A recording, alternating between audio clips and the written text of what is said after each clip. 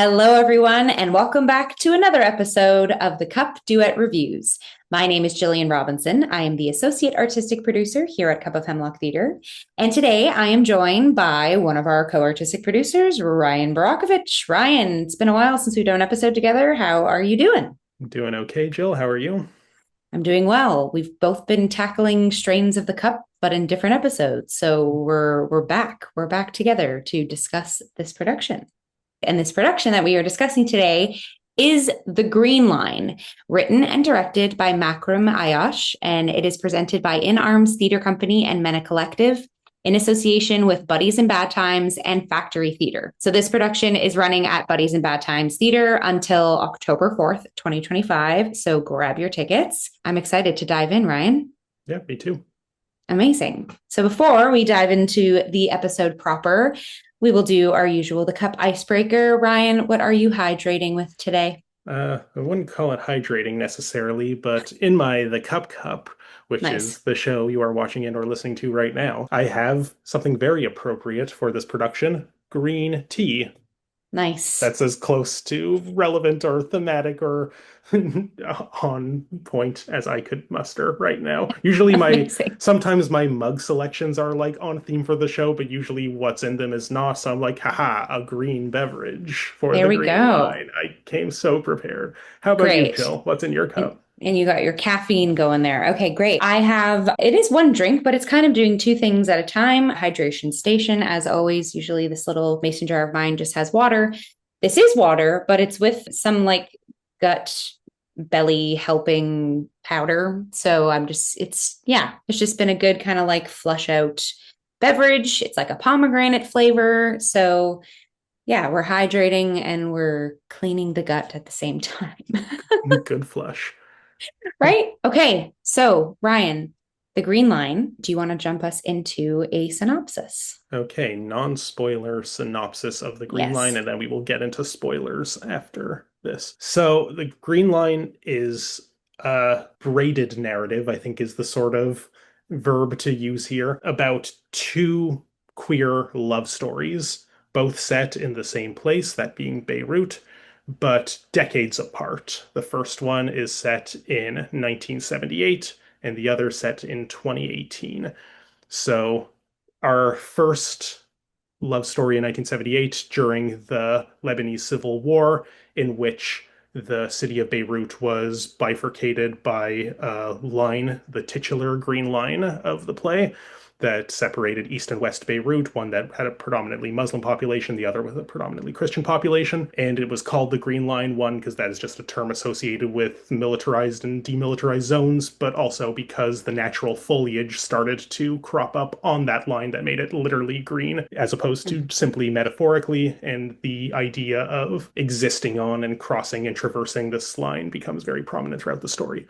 Mm-hmm. So, our first love story, set in 1978, is between two women named Yara and Mona, and they are played by Basma Baidoun and Zaina Khalifi. Again, as always, we apologize to anybody if we are mispronouncing your names. So, Yara and Mona are both studying engineering at the university in Beirut, and Mona, as she is falling in love with Yara, is being pressured by her brother Nasib, played by Ocean Ayun, who is very adamant that they are not safe in the city. Their parents have just died and they need to get out as quickly as possible. He has found that they have a plot of land in the mountains that they can go to, but Mona does not want to leave, partly because she believes that it's very important for her to finish her studies, so she can't just uproot her life. She's willing to take the risk to her well-being by continuing her studies, but also because she is falling in love with her friend and classmate Yara, who is soon to be married, and that tension is pulling her apart in these duties to family and love and passion, but also forbidden romance, etc. Meanwhile, Nasib is getting increasingly radicalized, so to speak, as he is trying harder and harder to keep his family safe, needing to do increasingly terrible things to make that happen, and is pushing himself further and further off the edge in the process. That's one story. The other one, set decades later in 2018, is a young Canadian man named Rami has arrived in Beirut. We find out later why, but for non-spoilers, I won't say that Mm-hmm. here. And while he's there, he visits a gay bar or gay club in the city where he meets a drag performer who goes by the name Fifi. Also, Rami is played by the same actor who plays Nasib, that's Ocean Ayun, and Mhm. Fifi is played by Wasim Alzer. They start talking and have this kind of cute flirtation, romance, ooh, what's going to happen? Where's it going to go? And I kind of don't want to say that much more about this No, particular yeah, subplot I'm because glad you do. the more you say about it, the more you realize, oh, how does this Yeah, tie into the other one? I don't think it's a spoiler to say that they do tie together because why else are sure. they in the same play? But to get any more specific, I think we can save for post spoilers. So it's this kind Agreed. of touching story about queer love, queer joy, but also precarity and dangers, Hmm. both political and personal, all caught up in the context of this particular city across time at odds with itself as embodied by the titular line. How's that for a Yeah, no, I think vague that's great. non-spoiler? I Yeah, don't think we should go any farther into there. sure. Yes. Just piggybacking off of that, general appraisals a little bit before we go into spoiler territory. You mentioned all four cast members in that synopsis and the cohesion and chemistry between all four of them, even though they're not always interacting with each other proper. And like you said, it is rested upon the particular relationships between the women and the men in their respective strands of the story. This really was a solid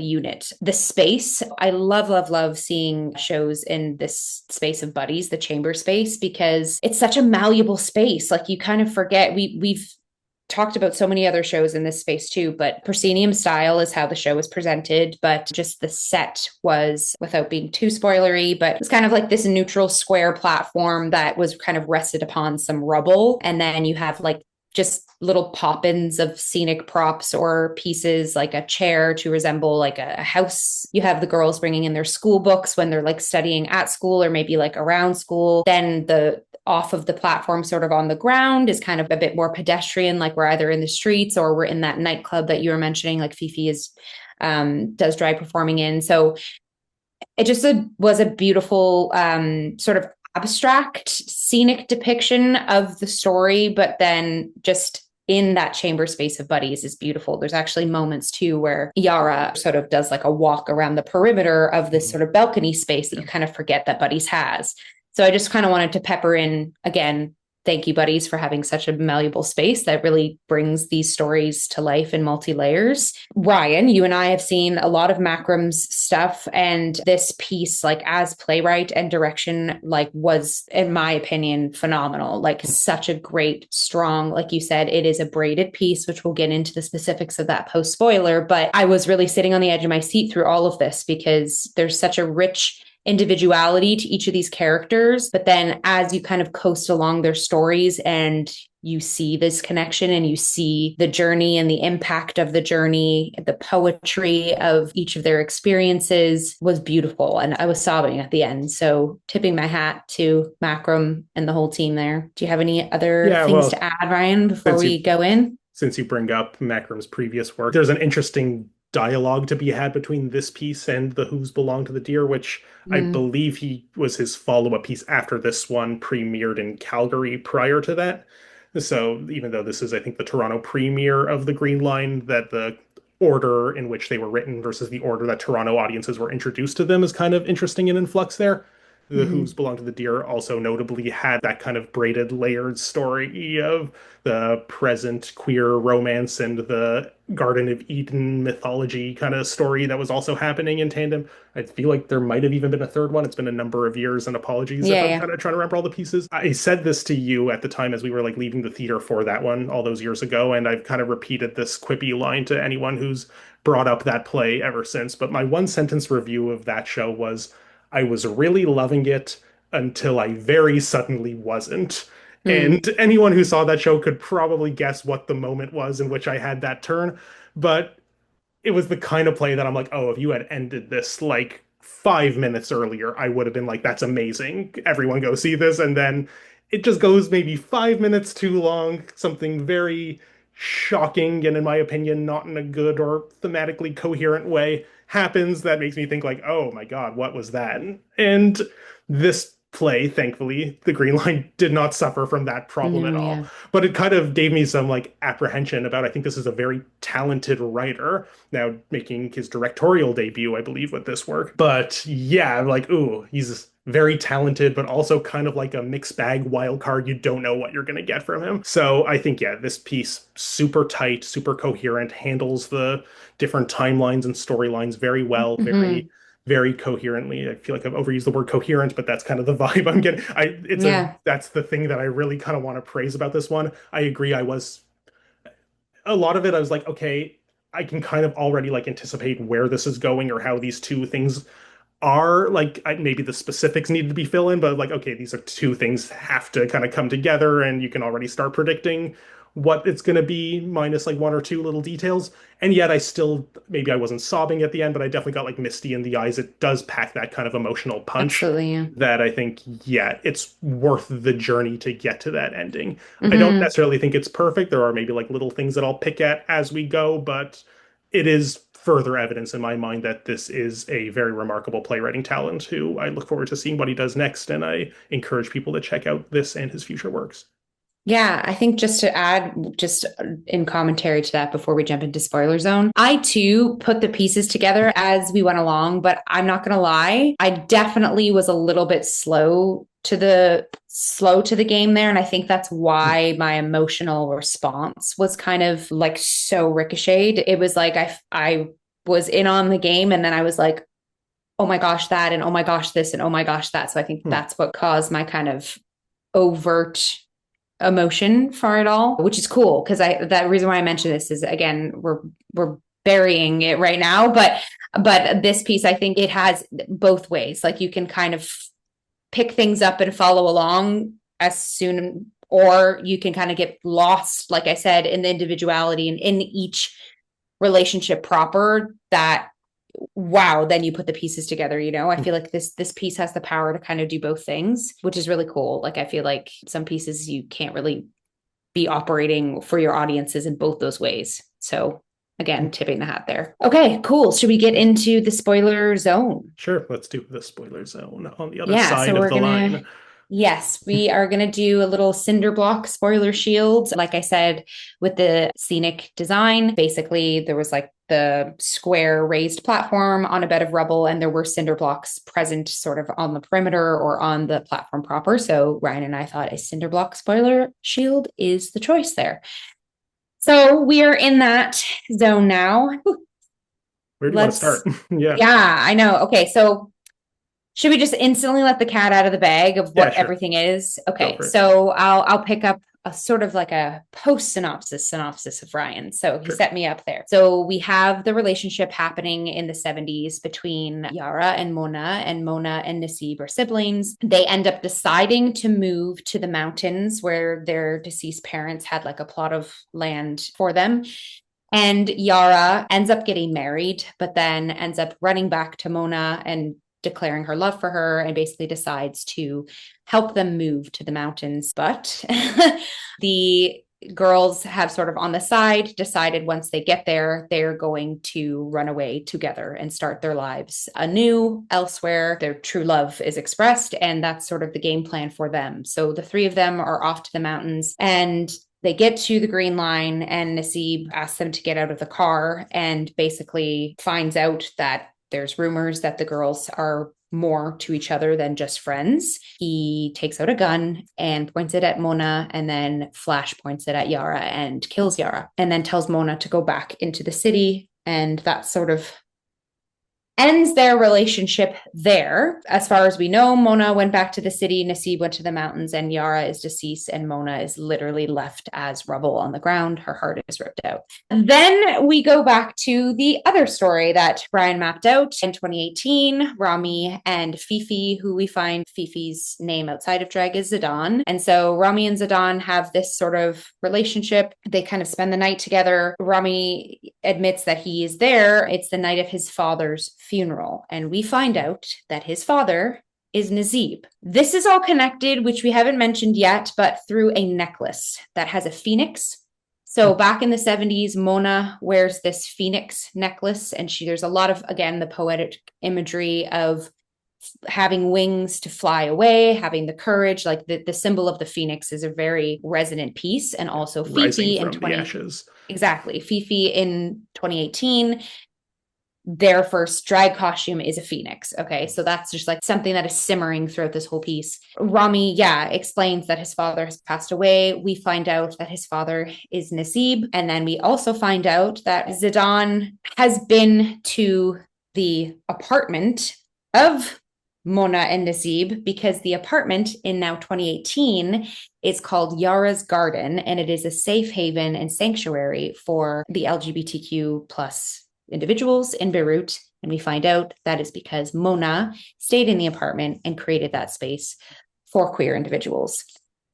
So the piece ends with sort of Rami on this doorstep wanting to enter Yara's garden and to, like, you know, maybe possibly meet his family. But it's an indication that Mona is kind of on her deathbed, like she's kind of in that cross space to the afterlife, because Yara, or the image of Yara, is with her. And then the lights go out and the play ends there. And correct me if I'm wrong, but there was also a line at the very end there. I forget if it was Mona or Yara saying it, but about how it seems like Rami could see Yara. So Yes. kind of like the metaphysical planes are also collapsing here. It's not just that Mona's maybe like close to the end, but also it feels very much like The Inheritance, and Matthew Lopez played that was Sure. on stage a couple Yeah. years ago, like in terms of once you enter this space of queer community and healing and sanctuary, that the world's plural collapse and that everything, the spirits of the dead, the living, etc., Yeah. through time all kind of inhabits this space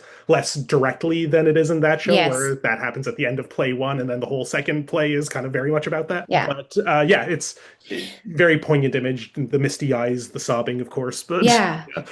So I feel like I totally just spoiled everything by or sort post of, spoiler, if yeah, anyone's watching a I spoilers know, for but it's like, well, there's the whole like synopsis and then actual like spoiler synopsis. you had your chance to leave if you didn't want But to hear that.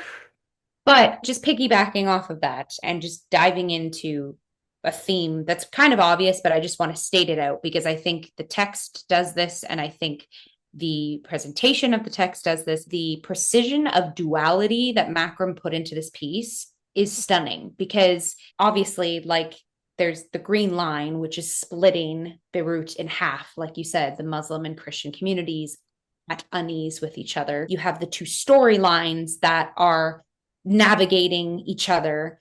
Each storyline has two individuals that are trying to discover or unearth each other. And then, like you said, this final cap off event is these two storylines potentially meeting, and their histories are different. Their wantings in life are different. I just feel like, yeah, there's the dance of duality that this piece does in so many different layers. And like we said, using the layered space of buddies was stunning. Again, that's why I was so misty. Like, Yeah. because also, like, for example, like the levity that happens between like the flirtation with Rami and Zidane, and the such, like, you know, naturally beautiful relationship that happens between Yara and Mona. Like, you have these love, like these moments that are packed with such genuine love, but then peppered into the atrocities of war, the struggle of being queer in Lebanon. Like, there's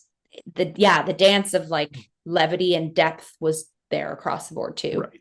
I think on the subject of this duality, there's something very specific I want to talk about that I think will actually springboard us nicely into cast shout outs pretty Yeah. soon if you're kind of done on that point. No, totally.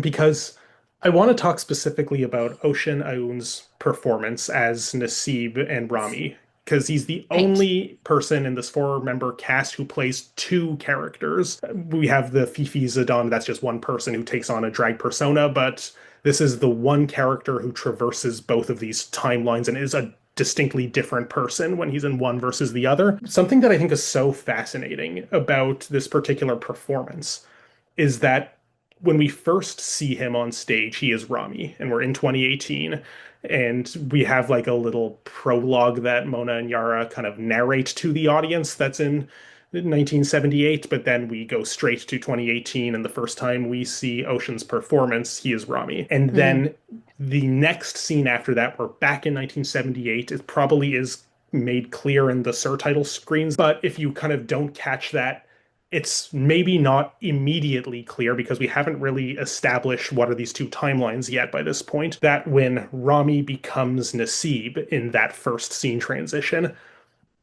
he plays the two characters very similarly to one another Yes. to the point where I, to my folly, and I will admit that this was my mistake, but that's where I'm going with this. I thought it's just like, oh, as an actor, maybe he just doesn't have enough range to distinguish these two characters. But wait.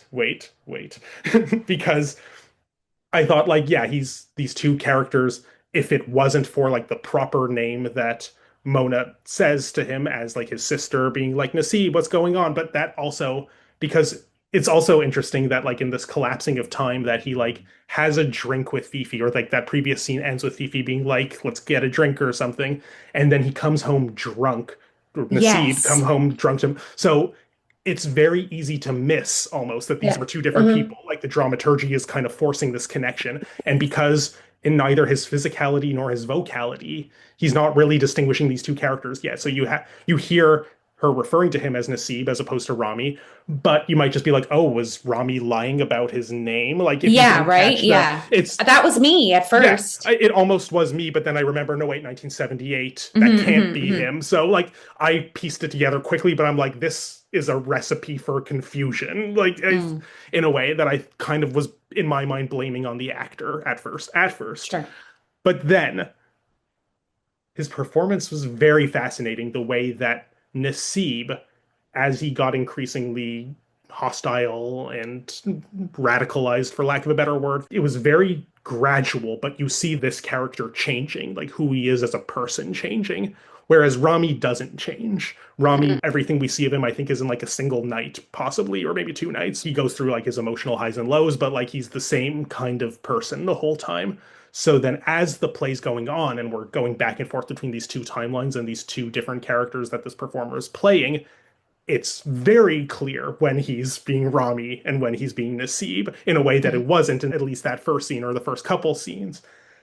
And then we get to the ending when Rami shows up at the house and Mona's like, Nasib, because Yeah. and like that's when it clicked for me because at to this point I'm still thinking like, okay, he did kind of a bad job distinguishing it, but he's kind of like getting into his own as the character sort of developer. He's kind of getting into the performance. But then I'm like, oh no, that was deliberate Yeah. because Rami is who Nasib was before he went off the deep end. Like Yep. that is the gentle good man who was destroyed by the Hmm. ungentleness of the world around him, but then found that gentleness later in life. Now we don't get to see any of Yeah. Nasib's life after pulling that trigger, but we know that he, eventually moves to Canada and he has a family. And the very important detail we learn about him is that he was very quietly understanding about Rami's coming out. That he Hmm. just like sat there and listened. He didn't like, have the judgment, whether that's like cultural, but we know that in the past he took very violent action against Yep. learning that a beloved member of his family was queer. So Yep. like it's just fascinating, like the what we do and don't see of this character, and the way that Rami is kind of this avatar for who he was and who he, Nasib, kind of became, to the point Hmm. that he's able to kind of show up at the end and be mistaken for Nasib, just like he was at the beginning, Yeah. which was cooler than I gave it credit for in my own head in the Hmm. moment. Sorry, that's a Yeah. long, No, convoluted way totally. of No, no, saying that. no. Sorry. Agreed. Yeah, anything you want to comment on that? No, I to add to what you said, like I felt the same way, that sort of bookending that sort of Nasib Rami combo that Oshan was working with. Yeah, that again, I think that comes in the writing, but it also came in the portrayal, Mhm. obviously. And I kind of like that, like I said, as you sort of went into that, and I was just like, that was me. I liked that it was a bit slow to the switch. A lot of shows, and I don't think what I'm about to say it means it's good or bad for what I'm saying, but you're kind of just there to bear witness to the show. With this, I feel like you're there to bear witness, but then also through the storytelling and the story weaving and the braiding, like you said, you're on a journey. Like you had, this was a thinker as much as it was a sit back and take in the language and the stories. Like I was on, like I said, the edge of my seat, like puzzle piecing together. And I like that this piece is doing both things. Like I'm asked to be an active audience member, but then also to sit in meditation in these like monologue moments that, for example, like Yara discloses like her whole history, childhood was like, she says like she's born in a tent, like she's been surrounded by violence and gunfare, and like, so you're letting the piece wash through you, but then also it's this puzzle piecing, like you're on the journey with these characters. I feel like I'm always going to go back into the duality, because as we're talking this out, I'm like, wow, there were so many things happening at one time, not just like two storylines. Like a lot of other things are happening at the same time. Since I've already used that opportunity to shout out one of our performers, do we want to maybe go through Yeah. the other three? Just Yeah, sure. Yeah. who do you want to go to first? Let's tap Nazib's sister, Mona, played by Zaina Khalifi, who TDS shout out. She is a graduate of the program I went to years after me, but such an amazing portrayal of Mona. Zaina has this like beautiful like charisma and authenticity to her as a person. Like if you have the privilege of meeting Zaina in person, she's just one of those people that walk around with like a halo around her. Like she's just got such a quirky, lovely personality and authenticity that she just full throttle peppers into every character that she's behind. And so that was really lovely seeing her radiate on stage as herself, but then through this such a powerful, strong woman. Mona plays like the little sister of Nasib, who she says in many moments that, you know, the sort of lineage of her family or legacy of her family rests upon her education. Like her parents said, like, you know, your brother is not going to be the one to carry through with like the professional educational lens. It's going to come from you. And to just think of that through the body of a woman living in Beirut in the 1970s, you see that sort of responsibility. Again, she's the one that has the Phoenix necklace. You really do see that fiery, spread my wings bird imagery. Like she carries that through in her delivery of text and moments. But then to see the sort of, again, I get this red, fiery, solid imagery, what I just discussed, but then also the sort of red passion and romantic feeling that she peppers in through her relationship with Yara. I just think Zaina does the beautiful job of kind of, again, the duality of like the masculine and feminine side of Mona. I think she peppered that in really well. Yeah. No, the masculine side isn't something that I necessarily like clocked like in there. Like Yeah, I don't want to say like strong-willed, I think is maybe the masculine more with a capital M, but just the fact that she's like, I don't know, in engineering school, like she's kind of having to be like the head of the household through that. Like there's just some the rigidity she has to kind of pop in, you know, the arguments that she has with Nasib. She's pretty at par with stating her wants and stating her goals. Yeah. I just think, I would agree. Like she definitely strong-willed, I think is the term that I kind of like gravitate towards to describe this character. I don't actually just know enough about the cultural norms throughout the Middle East or in Lebanon and Beirut in particular at that point in the 70s. The play never really kind of like frames it as out of the ordinary that she's like pursuing her education, that she is kind of taking on this more provider adjacent role for the family. That while there is kind of a lot of conversations and certainly a lot of patriarchy around Nasib feeling himself galvanized to, I am the man of the household, you'll do what I say, you'll find a husband, it'll all be, you know,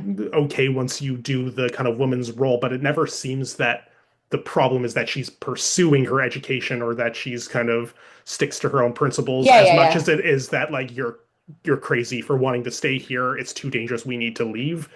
And then he kind of like puts down the foot of his masculine authority when she won't listen to the reason as far as he sees it, I guess. And yeah, I don't know. It's interesting. I think Zayn is obviously an extraordinary performer. I've had the privilege of interviewing her as part of the Wanda team from Fringe 2022, I think it was, here on the Cup. That was actually the first Fringe festival that we covered here on the Cup in our roundup format. And that was, I believe, the first show in that first roundup. So the very first Fringe show we covered on the Cup was one in which Zaina played the title character. And I think why I kind of like my mind is going back to that performance in particular is because she's so funny in that show, Wanda. Not less so in this. She has her like little funny moments, especially like during some of the very early flirtation scenes with Yara. But like she there is like this kind of like emotional depth that like defies that kind of like the comedy is there at the beginning, but then like, oh no, we can't stay in this zone for long. The world that they are in is not allowing it in a Hmm, way, hmm, but then hmm. like so much like love and tenderness and strength, as you were alluding to before, like just yeah, the entire gamut of what this character is and is capable of. And then the kind of like interesting thing about the character too is like, well, I said I kind of saw some of where the ending was going coming because you like see these two stories, you're like, okay, how is this going to relate to that? As we're given hints and clues, you know that like after a certain point that there's this woman who runs this house, but at this point we don't yet know which one of the two women we know is going to survive. Yes. So you kind of, once we get that first nugget of information, you spend that kind of like rest of that next, I'll say, third of the play until the moment the gun goes off of being like, which of them is gonna be that woman? Because who else Yeah. is it gonna be? It's not gonna be some random character we've never seen before. So you kind of you oscillate between then there it augments the fear that you feel towards like both of these characters that oh one of them is probably not going to make it but one of them is and that's going to send her on this sort of new renewed life's purpose, which is interesting. Sorry, I'm getting away from the actual like Yeah. cast shout out here, but just the characters are interesting. And yeah, she Hmm. she played it very well, I guess, is the what I'm saying here. Totally, totally. Let's launch pad naturally to Yara, played Sure. by Basma Badoon. This character, the text is like very well written to this character's history and childhood. Like I said, there's a lot of sort of like blip out moments that Yara has where she's kind of just standing and stating her history and the tragedy and the trauma that sort of is her bedrock as a human being. And that's kind of boiling under the surface of this relationship that she's creating with Mona and or the relationship she has with her husband. Yeah, I think just how this character, the sort of like supporting character to the sort of brother sister relationship of Mona Nasib was beautifully written. And I think astonishingly presented by Basma's performance. A lot of it is just like rooted and spoken. And there's just a moment, I can't like remember the specific, I think, yeah, it definitely was near the end, but it's when she was kind of talking through. We had already heard a lot of her monologues of her upbringing. And then it was finally when she was married to her husband and she's going through the sort of cycle of this monotonous cycle of waking up every day, cooking for him, and then him touching her or him kissing her or him caressing her. And you can just see the strain and the sort of like captivity she felt by rolling through that sort of cyclical experience. And had that being like an aftermath of all of these other installments we hear about her. Again, I think it's a very creatively written character. It's going to sound like a broken record, but each of these characters have such a rich individuality. And I think the performers did great due diligence in bringing them to life. Yeah. Yeah, I guess just to also commemorate her, there's a moment, like I said, where the usage of the balcony and the buddy space is you just see Yara dressed in her wedding gown and she is walking the border of the balcony and you just hear sort of like celebration music, but she is just almost like a walking ghost. Like you can tell this isn't her choice. And it's just with such striking imagery. And again, the weight and the sort of uneasy stability that I think Basma put in her physicality throughout this whole piece was spot on. Mhm. Yeah, Yeah. no, Do I you want would to add agree. Yeah, anything? like it's not much more to add to that. That is just, yeah, it was a very interesting balancing of, I mentioned sort of the little blips of humor that we had in Zaina's performance, but in Bosma's in particular, there's almost more and a surprisingly more humor to this character and like kind of a sharp, like acerbic wit, and to the character who, as you mentioned, was born in the camp and has been through so much and Mhm. seen people shot right in front of her. Like you'd think that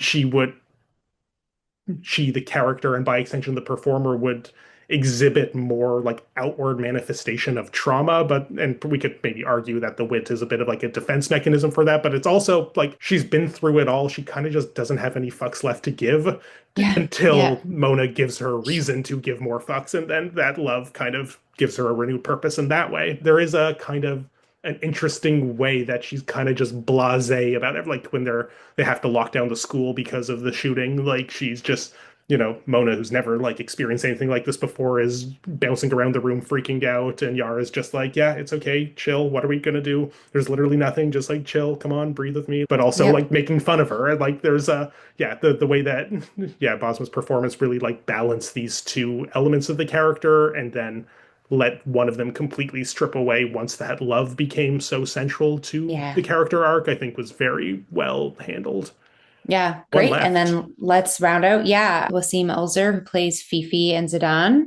Ryan, do you want to kick us off with Yeah. this? Well, Fifi is just so much fun as a Yeah. character. Now, like this is the only performer to exist only in the 2018 timeline, whereas all three others, so two of them exist only, or for the most Yeah. part, like in that, and then and Ocean's performance kind of having to oscillate between the two. Fifi just Hmm.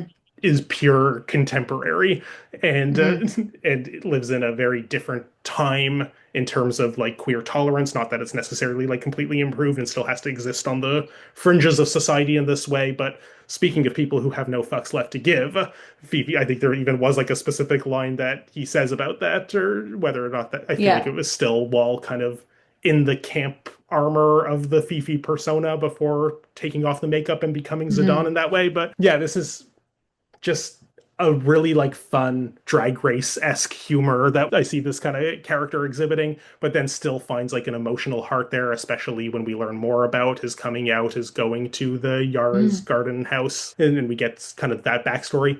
It's kind of interesting because this is a character that sort of has no clear relationship to the 1978 plotline for like most of it. It kind of just seems like this is somebody who exists to give Rami someone to talk to and kind of very not heavy-handedly, but to exposit some of the things we need to know about the relationship between these two timelines. And the fact that he as a character is just made so fun kind of Hmm. helps hide some of the fact that that's the function this character is serving. But Yeah. then Yeah. when we learn about his own backstory with the very apartment where we've been following the action and then seeing how these things are really woven together. And of course, the Phoenix imagery, all of that Yeah. kind of like really does make this character who seems like just a plot function plus humor into something that has like a deep richness to it. And Wasim's Yeah. performance, I just think sells all of that very well. Absolutely. I want to just kind of touch upon, just to add, now that we're unpacking the characters themselves are dancing with duality. So, not only obviously, like we said, Zidane and Fifi, like Fifi is that sort of other side of Zidane through drag performance, but I want to talk about when we do see like the scenes where it is Zidane and Rami, there is that like still like charisma and flirtation Mhm. and unapologetically me sort of Mhm. attitude that Zidane has, but then is not afraid to also keep an arm's distance from Rami too. Like we can see the sort of struggle, maybe struggle's not the right word, but just the sort of apprehension, as much as he is so giving of self, like there's that apprehension of letting Rami in, or I don't know. There's just again like a not only it there's just layers with Zidane that I Mhm. think is super fascinating. Now that you've kind of brought to light that that's the only sort of true contemporary character we see there, and there's a lot underneath that we still can learn about Zidane. Like I feel like that character, there's I want to know more about that character's story because obviously I feel like we do get to see a bit of a roundabout of the Nazib Rami Mona family kind of lineage throughout this whole piece. And we hear about Yara's upbringing in her Mhm. whole installment. But Zidane, there's still a little more I want to know. I want to know Yeah. about that character, I think which is interesting. we learn because just knowing the relationship that he had to that house and that actually like being the Yeah. first place that he ever performed drag, we find Mm-hmm, out. And like mm-hmm. that, I think it tells us everything we need to know. Not that there isn't more we Totally. could know, but yeah, Yeah, yeah, yeah, yeah. it Yeah, fills in. definitely. It definitely doesn't like deter away from it. Mhm. Doesn't feel like there's something missing. It's just that is a character I'd love to like I just fascinatingly want to like dive into Yeah. And I history a think bit more. something that I find so interesting about this character is the nickname that he gives Rami is Foreigner. Like that is, Mm-hmm. and that's kind of like, often stories about, second generation immigrants revisiting their homeland. It's always like, this is where I'm from, but I feel so out of place. This is my home, but it's not. And I think we definitely see a version of that with Rami's arrival in Beirut, a place that his father never wanted to talk about, and yet surprises him that this is where I want to be buried, and you need to visit this random apartment, and I won't tell you why. And it's like Yeah. there's a lot of confusion charging Rami's character arc about like, what is this place? Why am I here? And Fifi, I'll say Fifi more so than Zidane because this is kind of like you know, this is a persona in a way, but like you're just the foreigner. And Zidane himself is very much someone who's lived their whole life there, is from there.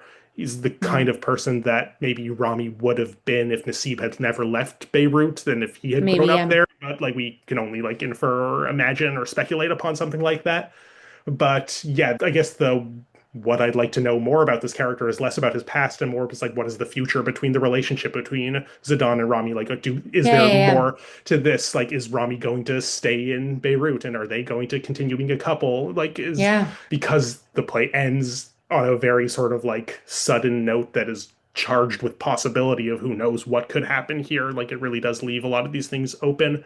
And I can't picture a version where Zidane goes back to Canada with Rami. Like that Yeah, doesn't yeah, like that's just not who he is. And yeah. even if like their relationship is very nice, like he is a creature of the city just as much as the plants growing out of the line are. Agreed. I think it just that's a really good launch point out of sort of character unpacking the title, the green line. Mhm. And like you just said, growing out of the green line. There is such like again, pressing on that vein of duality, like a beautiful eeriness to like just the bare bones, like geography and history of that line.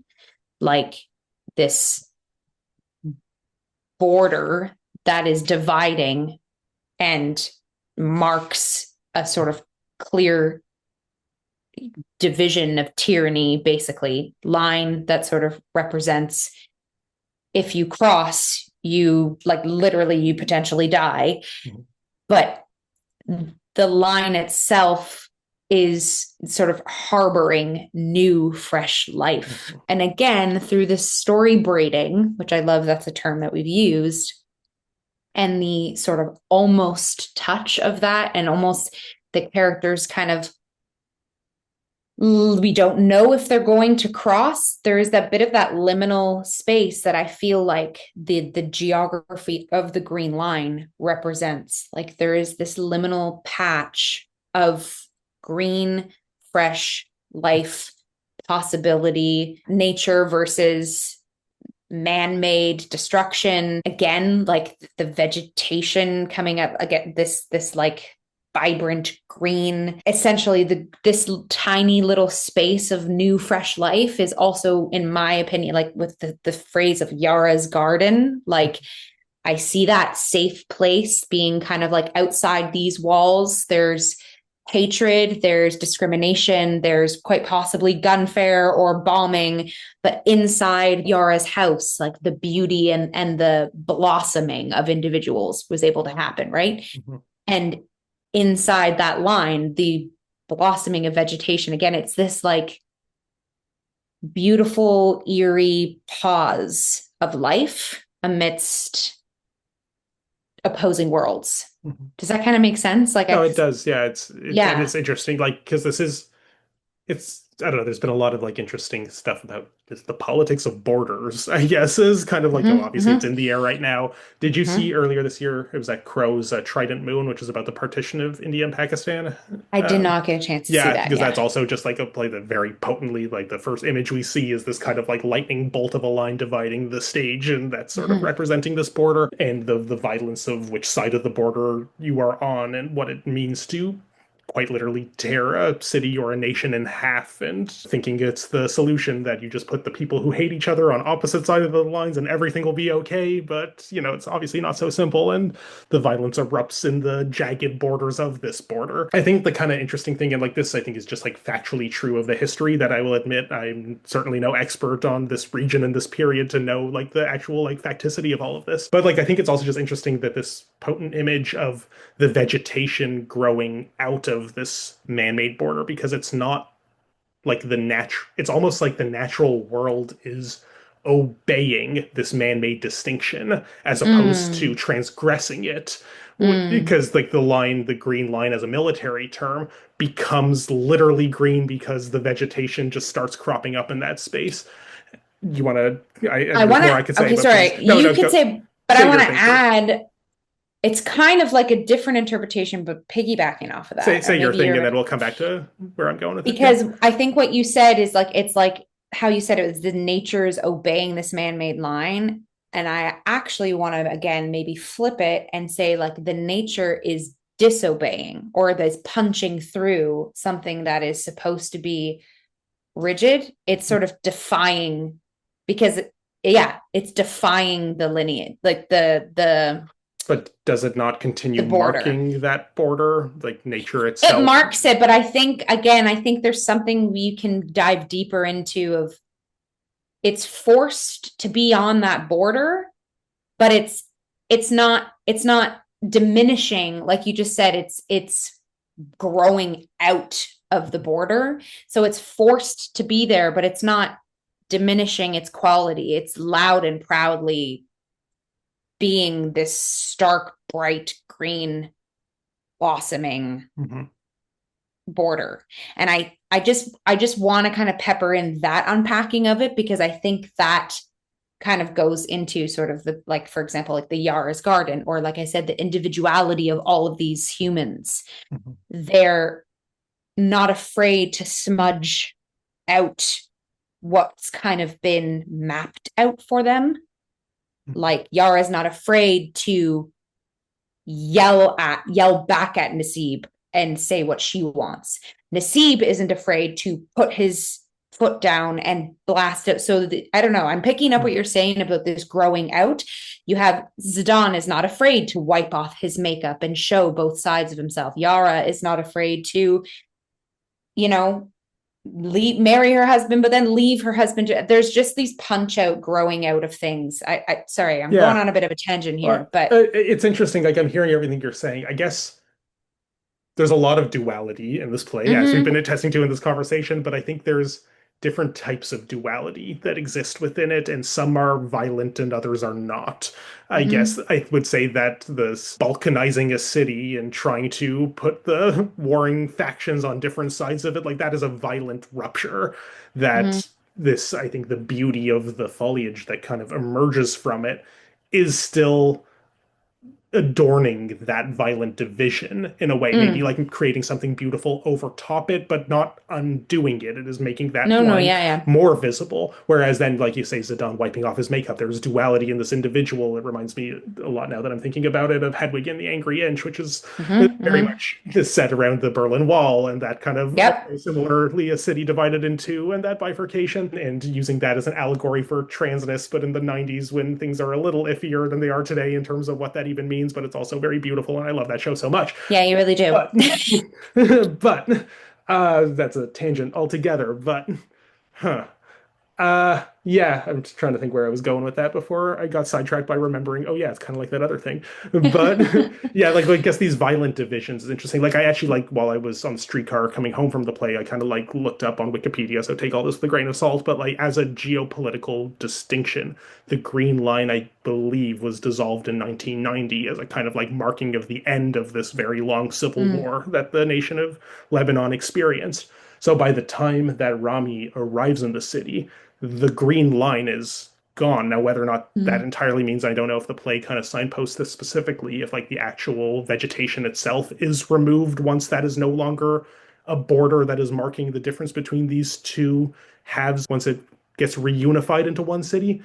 mm. But like, yeah, I guess I just wonder if the beauty is marking a violent distinction, Fair. how beautiful is it? And is that irony Mm-hmm. maybe the point? I don't know. It's a meaty, juicy image that I'm like chewing on, but I'm it feels like it's more obvious than I think it is in terms of what a lovely image. And the more I think about it, the more tension, interesting tension that I find within it. I just find for some reason I keep snapshotting back to I watched a documentary of Chernobyl Hmm. a couple months ago, and showing the new fresh vegetation and sort of like the ghost land that Chernobyl still is, but having these like wonderful vegetation and how like this sort of beautiful garden that's like resting upon the like absolute tragedy that was Chernobyl. And but now there's no man-made, like there's no life, like human life there. There's like, yeah, this like drone picture going across Chernobyl, and they have all these like beautiful trees now, and it's totally untouched, and it's growing out of the place that was literally leaking in radiation. And there was something like so beautiful seeing that, of like this. And so maybe I'm going even deeper here and rooting even farther, but like there's something to like the essence of like earth, and whether that means like essence of self, like the rooting of self, the grounding of just like mother nature, like how that pushes through beyond the cinder blocks, the man-made, destruction. Like, and I don't want to say pushes through, but like again, it's this like beautiful eeriness that to see this retaliation, I guess, or Mhm. regurgitation of nature, even if it's on this border of violence, if it's in this battlefield of radiation, like, yeah, Yeah, I you know, love the image you're proposing. I just kind of feel like it both is and is not consistent with the actual politics and this, yeah, violent rupture that the line represents. Like in the Chernobyl case, that's kind of interesting because that is man destroyed itself in that region mm-hmm, by building these reactors and managing them poorly, and a lot of kind of complicated Soviet politics that kind of went into why that went wrong in the way it did. But then once man has destroyed himself, then yes, they are very much post-anthropocentric. The plant life yeah, returns is very much like the last landscape, which we saw at Buddy's last year, mm-hmm, but mm-hmm. or even earlier this year, actually January. But and in this case, yeah, it's It's still, yeah. yeah, sorry, say your thing. Well, I was just gonna say, like, it's there's even again, I love pieces like this because I'm like, I want to write an essay. You can dive into this piece. There's mentioning or sounds of like nature that's surrounding this piece. So, like, we obviously have like the bird of the phoenix being, like I said, strewn in through like Mona's monologues or what have you, but also this like escaping to the mountains. The actual, there's like rubble and like rocks proper on the stage, and you actually hear the crunching of that from our characters. We have Rami and Zidane like go to the beach or like go to the ocean side, and I just feel like there could be some sort of deep diving into this sort of like natural, just, and it's subtle, it's like subtle commentary. The fact also that Makram decided to call this piece the green line invites, I think, a as little bit of this. as Yeah. we're discussing now, like I think yes, Yeah, it's this. definitely invites this commentary Mhm. on when we strip away the mechanics, okay, the engineering of the space around you, the metals, the cinder blocks, all the stuff that is The sort of human like infrastructure, yeah. exactly. You are left with just like raw vegetation, raw emotion, like raw connection. And I think that's important. Again, we're deep diving into this, but like a piece that's on the stage now in 2025, like I feel like that is such an interesting deep dive to go on, because I think it's important to remember that, like, yeah, that there is still like the core, the roots of humanhood that exist amidst everything that's sort of pressurizing humanhood. I don't know if I'm making any sense there, Uh, but Interesting. Yeah, I think, yeah, I'm glad we took the time to kind of unpack it in such depth, and I don't know if we've come to any kind of concrete conclusions. I'm genuinely like curious, is this a conversation that Makram wants us to have, or did he just think it's so self-evident that what a beautiful image, the vegetation coming out of this violent rupture, and that's perfectly like valid and And fine that's, too. yeah, But I love that there is just so much more that you can unpack and think about this as a locus of tension for what this piece represents.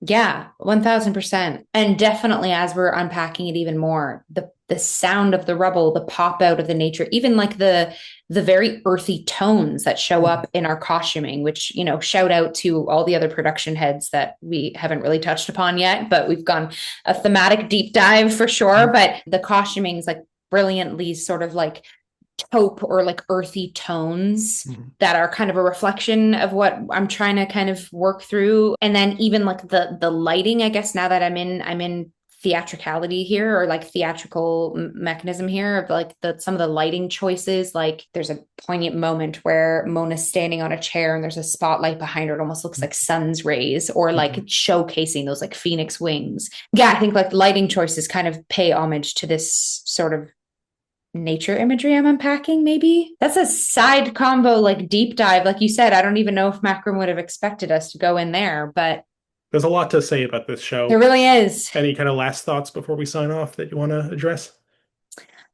Definitely, folks, like go see this show. Like we said, it's so multi-layered and it is definitely resonant to like today. I hope that this piece gets life elsewhere other than Toronto. And this cast, like I said, is super super lovely and cohesive. I hope they get to kind of go with it if it gets life beyond the Buddies in Bad Times chamber. Ryan, how about you? Anything to add? No, I think that we've talked about plenty. We could We probably really take have. away our cinder block and end here. Exactly. Yes, I agree. So again, this is The Green Line, written and directed by Makram Ayache, presented by In Arms Theatre Company and MENA Collective in association with Buddies in Bad Times and Factory Theatre. It is running at Buddies in Bad Times until October 4th, 2025. So grab your tickets. We will post the link and all the details below in the episode description. On that note, Ryan, where can folks find and follow you? No need to find and follow me personally, but if you like me and my theater thoughts, they tend to live here on the Cup. That's at COH Theater on Facebook, Twitter, and Instagram. Cup of Hemlock Theater on YouTube, where you might be watching this. Cup of Hemlock Theater podcast and all the podcast places where you might be listening to this. How about you, Jill? Where can people find and follow you? Yes, folks can find and follow me at my artist Instagram account, Jillian.Robinson96. I post sometimes some singing videos there, some upcoming projects. I've just been auditioning a lot as of late, which is great. And I've also been writing a lot. So hopefully we'll maybe get some things in the works for some playwriting over here for me. Keep your eyes to the page if you want to keep up with me there. Nice. So, on that note, thank you, Ryan, for plugging the cup socials as per usual. We will grab our cups and do a final cheers. There is so much fabulous theater happening around the city right now. Ryan and I, prior to recording this episode, were just sort of reflecting on the astonishing works that are on our stages. I want to say, I'm going to put it on the record, I think this sort of fall season of 2025. This is usually when, you know, we've come out of summer, companies have taken their break, and September sort of is the fresh, okay, this is our next season. I want to say September 2025 has been the strongest fall first performances of companies since the pandemic for Hmm. me. Nice. I need to think back on previous years, but you might not be wrong. But I think every company we've seen, you know, a good spread of the city so far, and it's only the end of September. There's still so much to come as we go into more of the holiday season as well. I want to say September 2025 is the strongest sort of blast out of shows for Toronto companies Cool. since the pandemic. There was certainly a lot of it, and most of it was There, good. yes. On that note, folks, grab your tickets to the Green Line and anything else playing right now in the city. You will not be disappointed. Cheers to Canadian artists and playwrights and wonderful works to come. We'll see you next time on the Cup. Bye.